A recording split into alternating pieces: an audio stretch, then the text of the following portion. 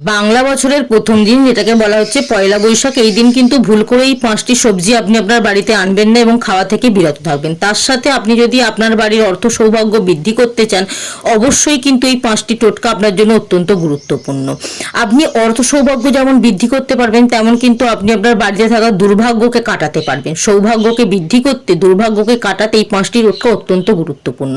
প্রথমেই জানা যাক পয়লা বৈশাখ পড়েছে কবে। বুধবার দিন কিন্তু নতুন বছরের শুরু, বাংলা নববর্ষের নতুন বছর বা নতুন দিন। তো প্রথম দিনে আপনারা যে সবজিটা ভুল করেও বাড়িতে আনবেন না সেটি হচ্ছে গাজর। গাজর কিন্তু এই দিন খাওয়াটা অত্যন্ত অশুভ বলে মনে করা হয়, তাই গাজর খাওয়া থেকে বিরত থাকবেন। গাজর দিয়ে তৈরি কোনো জিনিস আপনারা এই দিন খাবেন না।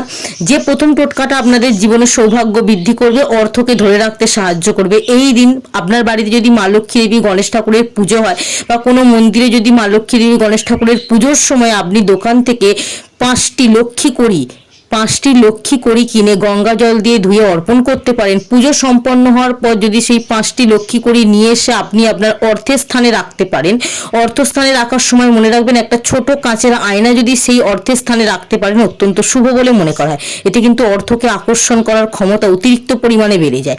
যে দ্বিতীয় সবজিটা আপনারা এই দিন খাবেন না সেটা হচ্ছে লাউ। লাউ খাওয়া কিন্তু অত্যন্ত এই দিন অশুভ বলে মনে করা হয়, তাই লাউ খাওয়া থেকে এই দিন বিরত থাকবেন। লাউ দিয়ে তৈরি কোনো জিনিস কিন্তু আপনারা এই দিন বাড়িতে আনবেন না। এই দিন আপনারা যখন ঘর মুছবেন, ঘর মোছার জলে কিন্তু অবশ্যই কিছুটা পরিমাণ লবণ মিশিয়ে যদি পুরো বাড়িটা মুছতে পারেন, অত্যন্ত শুভ। এই দিন ঘর মোছার জলে কিছুটা পরিমাণ লবণ মেশানো মানে পুরো বছরে কিন্তু আমাদের সংসারে নেতিবাচক শক্তি প্রবেশ করতে পারবে না, ইতিবাচক শক্তি অতিরিক্ত পরিমাণে প্রবেশ করবে।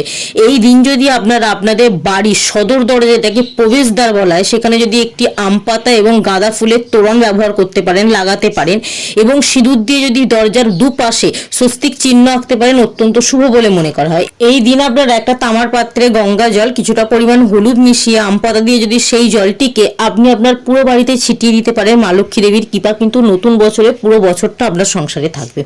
এই দিন আপনি আপনার বাড়ির উত্তর পূর্ব কোণ করে বা উত্তর পূর্ব দিকে জায়গাটিকে পরিষ্কার পরিচ্ছন্ন করে একটি মাটির পাত্রে জল ভর্তি করে তাতে কিছুটা পরিমাণ টাটকা ফুল দিয়ে রাখবেন, অত্যন্ত শুভ বলে মনে করা হয়। এই দিন আপনি আপনার বাড়ির আটার পাত্র, চালের পাত্র খালি রাখবেন না। এটা করলে কি হয়, মা লক্ষ্মী দেবীর কৃপা কিন্তু আমরা কখনোই পাবো না। রান্নাঘরে এই 2টি পাত্রকে সবসময় ভর্তি রাখবেন, পয়লা বৈশাখে যেন একদম খালি না হয়ে যায়।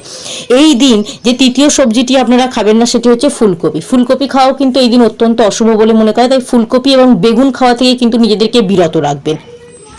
এই দিন আপনারা আপনাদের বাড়ির উত্তর পূর্ব কোণ করে একটি লাল রঙের পুঁটুলিতে কিছুটা পরিমাণ নুন বেঁধে যদি রেখে দিতে পারেন, 1 সপ্তাহ পর সেই লবণ যদি যে কোনো প্রবাহমান জলে ফেলে দিতে পারেন, অত্যন্ত শুভ। এতে কিন্তু বাড়ির মধ্যে নেতিবাচক শক্তি থাকলে সেটা দূর হয়। এই দিন আপনি ঘর মোছার জলে অবশ্যই কিছুটা পরিমাণ লবণ মিশিয়ে ঘরটা মুছবেন। পুরো ঘর মোছার সময় কিন্তু মা লক্ষ্মী দেবীকে স্মরণ করবেন, এতে আপনার সংসারের মধ্যে থাকা নেতিবাচক শক্তি দূর হয়।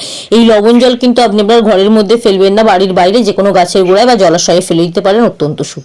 এই দিন আপনি আপনার বাড়ির ঠাকুর ঘরে কুবের যন্ত্র স্থাপন করতে পারেন এবং যদি মনে করেন তাহলে কিন্তু আপনি আপনার বাড়ির মূল দরজা, যে সেই মূল দরজার বাইরে একটি গণেশ ঠাকুরের মূর্তি রাখতে পারেন। তাই কিন্তু বাড়ির মধ্যে এই দিন কোনো অশুভ শক্তি প্রবেশ করবে না, আপনার জীবনে থাকা বাধা বিপত্তি কিন্তু আস্তে আস্তে দূর হবে। অবশ্যই কিন্তু এই কাজগুলো করতে ভুলবেন না। যে 4র্থ নম্বর সবজিটি আপনারা এই দিন খাবেন না সেটি হচ্ছে মূলো। মূলো খাওয়া কিন্তু অত্যন্ত অশুভ বলে মনে করে, তাই মূলো খাওয়া থেকেও কিন্তু এই দিন একটু বিরত থাকবেন। এই দিন অবশ্যই কিন্তু আপনারা আপনাদের মনে যতবার ইচ্ছা ওম নমো ভগবতে বাসুদেবা এই মন্ত্রটি কিন্তু জপ করতে পারেন, অত্যন্ত শুভ। এই দিন গণেশ ঠাকুরের পুজো করুন, বুধবার পড়েছে, মা লক্ষ্মী দেবীর পুজো করুন। যে কোনো মন্দিরে যেখানে গণেশ ঠাকুরের পুজো হচ্ছে আপনি যদি সেখানে গিয়ে আপনি পুজো দেখতে পারেন, দর্শন করতে পারেন, ভগবানকে আপনার মনের ইচ্ছা প্রকাশ করতে পারেন, সেই ইচ্ছা কিন্তু খুব সহজেই আপনার জীবনে পূর্ণ হবে বলে মনে করা হয়।